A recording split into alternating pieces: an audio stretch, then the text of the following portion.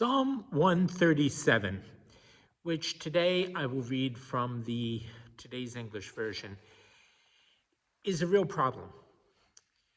The beginning of it is beautiful, sad, mournful, terrible in its way.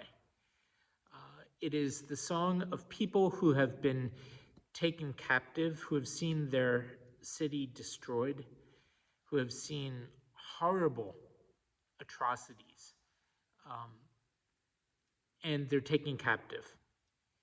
And their captors ask them to sing. And not just sing, but sing a song from the temple in Jerusalem, the Psalms.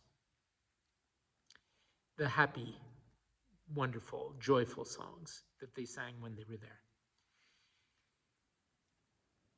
A modern example of that was during World War II, when the Nazis established a concentration camp in Theresienstadt.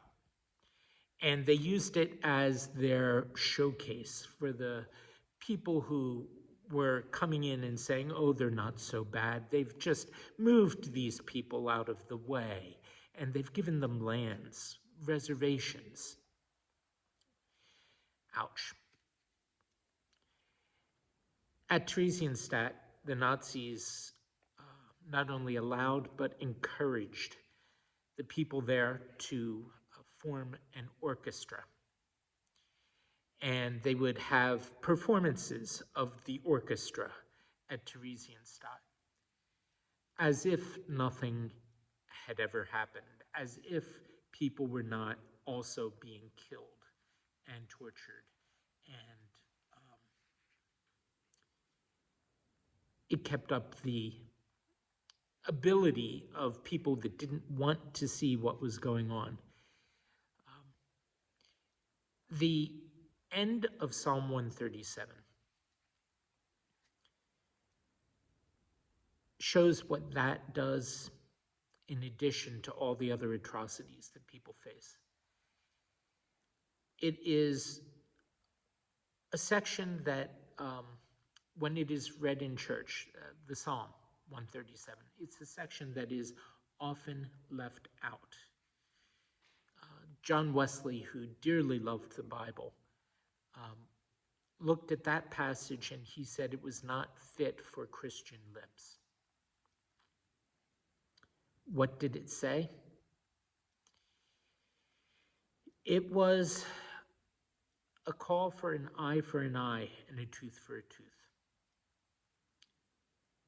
And that is often, inevitably, it is. It's always, not often, always, what people who have been through such matters, such experiences, at some point demand.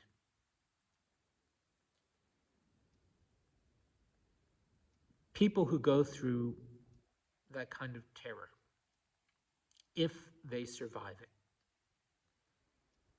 may be able to go beyond that, but not always. And the Psalms embody human experience at every stage. The whole Bible does. And there is no stage, no part, no aspect of human life that is not changed somehow when it is lifted up to God. This psalm shows a portion of what happens when people are tortured. And it also shows them taking their suffering, lifting it before God. What we don't see, but what we are sure did happen and does happen, is that God takes it from there and does much more to help than people ever do to hurt. So with that warning, Psalm 137. If you want to hear the beautiful side of it, there are settings of the song, the beginning of the psalm by Sweet Honey in the Rock, I think, did a version of it. Bob Marley did one. There's a wonderful song in Godspell that's based on it.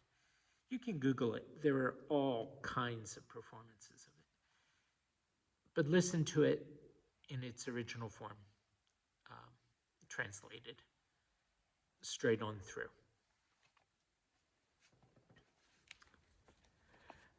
By the rivers of Babylon, we sat and cried when we remembered Zion. On the willows nearby, we hung our harps. Those who captured us told us to sing. They told us to entertain them. Sing us a song about Zion. How can we sing the Lord's song in a foreign land? May I never be able to play the harp again if I forget you, Jerusalem. May I never be able to sing again if I do not remember you, if I do not think of you as my greatest joy. Remember, Lord, what the Edomites did the day Jerusalem was captured. Remember how they kept saying, "Tear it down to the ground." Babylon, you will be destroyed. Happy is the man who pays you back for what you have done to us, who takes your babies and smashes them on a rock.